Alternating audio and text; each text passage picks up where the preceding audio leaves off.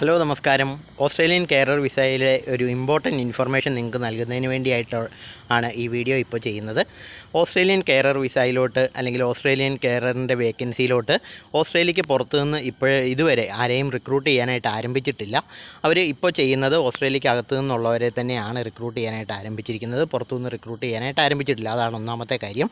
രണ്ടാമത്തെ കാര്യം എന്ന് പറയുന്നത്, നമ്മുടെ നാട്ടിൽ പല ഏജൻസീസ് ഇപ്പം തന്നെ പലരുടെയും നിന്നും കെയറർ വിസയ്ക്ക് റെഡിയാക്കി തരാം, കെയറർ വേക്കൻസിയിലോട്ട് ശരിയാക്കി തരാമെന്ന് പറഞ്ഞ് പലരുടെയും നിന്ന് ക്യാഷ് മേടിച്ചിട്ടുണ്ട്, ഇപ്പോഴും മേടിച്ചുകൊണ്ടിരിക്കുന്നു.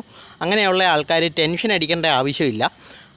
നിങ്ങൾ നിങ്ങളുടെ ഏജൻസിയുടെ അടുത്ത് ചോദിക്കുക, ഏത് കെയർ ഹോമിലോട്ടാണ് വേക്കൻസീസ് ഉള്ളത്, ഏത് കെയർ ഹോമിലോട്ടാണ് നിങ്ങൾ വേക്കൻസീസ് ഫില്ല് ചെയ്യുന്നതെന്ന് ചോദിക്കുക.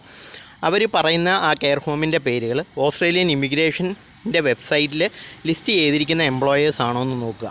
അത് പറയാനായിട്ടൊരു കാര്യം, ഈ കെയറർ വേക്കൻസി വരുമ്പോൾ അല്ലെങ്കിൽ കെയറർ വിസ വരുമ്പോൾ ഈ ലിസ്റ്റ് ചെയ്തിരിക്കുന്ന എംപ്ലോയേഴ്സിനാണ് ഓസ്ട്രേലിയക്ക് പുറത്ത് നിന്ന് എംപ്ലോയീസിനെ കൊണ്ടുവരാനായിട്ട് അധികാരമുള്ളത്. അപ്പോൾ ഈ എംപ്ലോയേഴ്സിൻ്റെ പേരുകൾ, അവർ പറയുന്ന പേരുകൾ ഈ ലിസ്റ്റിലില്ലെങ്കിൽ നിങ്ങൾ പതുക്കെ അവരുടെ കയ്യിൽ നിന്ന് ക്യാഷ് റീഫണ്ടിനായിട്ട് ശ്രമിക്കുക.